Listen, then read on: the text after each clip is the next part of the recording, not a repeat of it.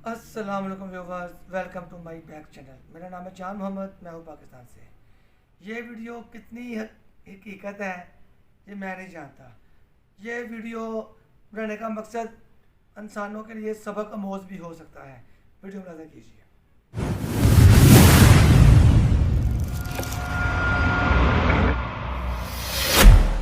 बिस्मिल्लाहिर्रहमानिर्रहीम। अस्सलामुअलैकुम। वालेकुम इल्म अस्सलाम। की बात चैनल देखने वालों को राव कमर रिजवान नई वीडियो में खुश आमदीद कहता है।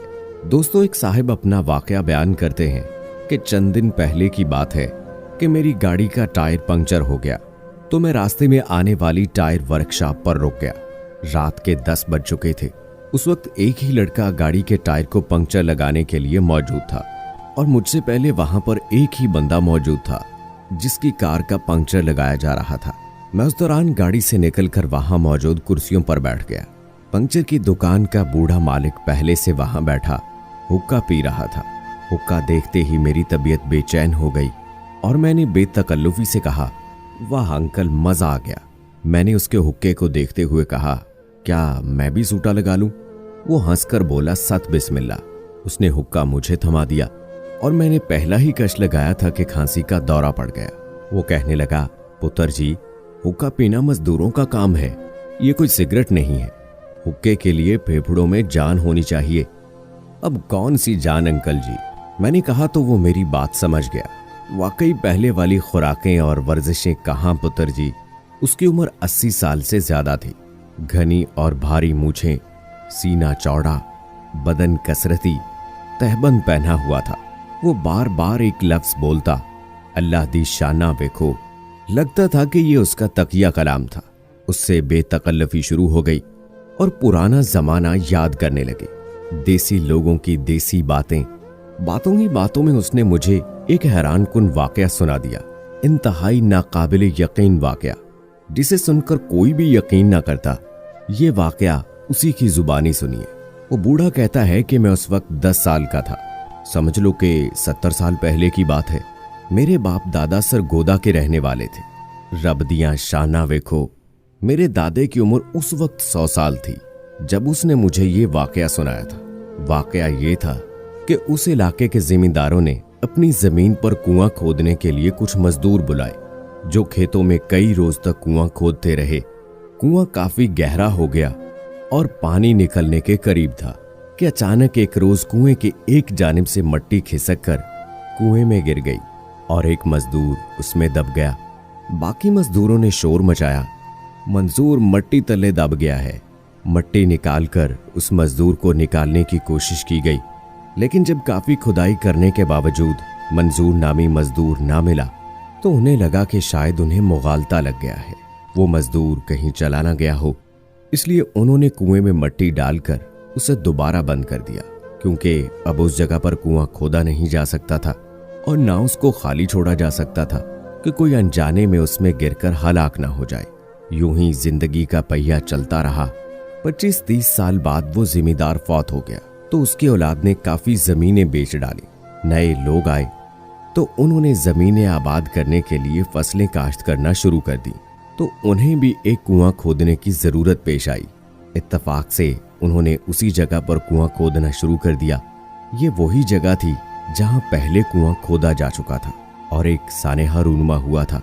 मजदूर जब काफी गहराई तक कुआं खोद चुके तो अचानक उन्हें धोती का कपड़ा मिला, तो वो हैरान हो गए कि इस गहराई में ये धोती कैसी।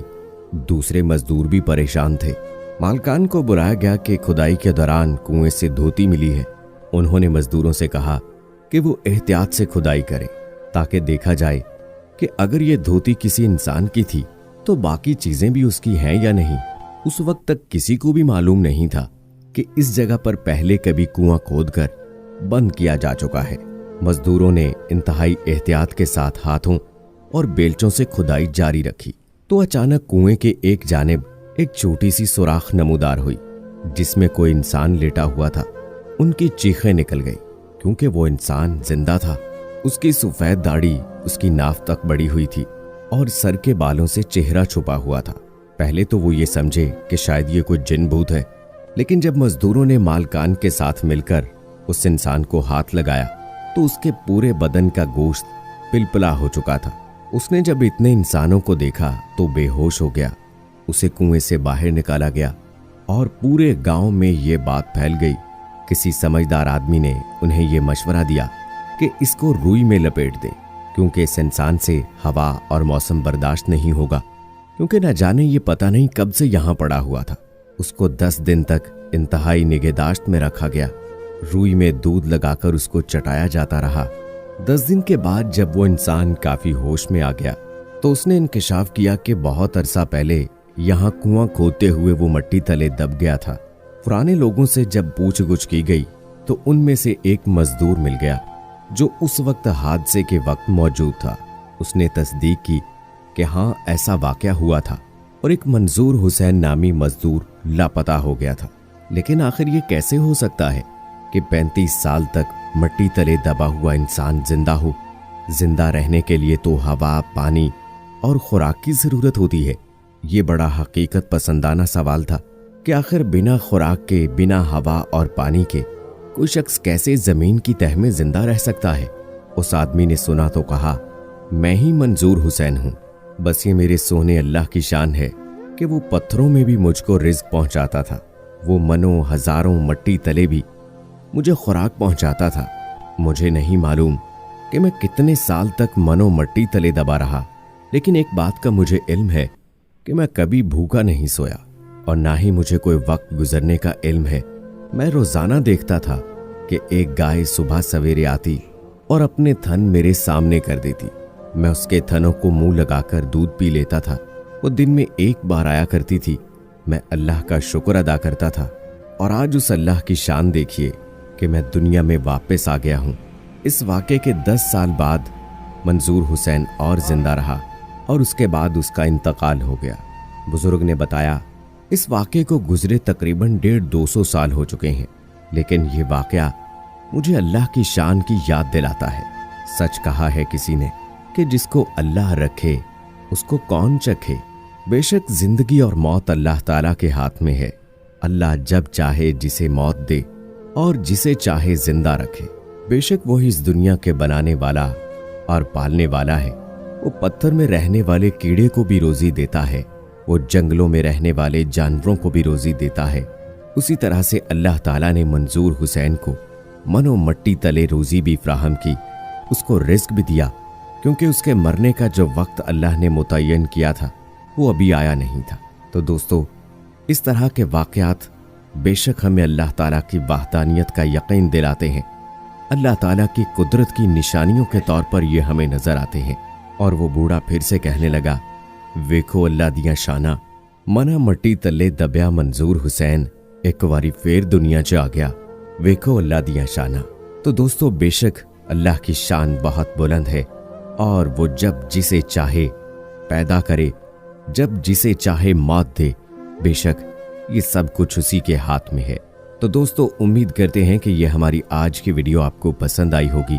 इस वीडियो को लाइक करें, शेयर करें अपने दोस्तों के साथ और मुझे अगली वीडियो तक इजाजत दें। फी अमानिल्लाह।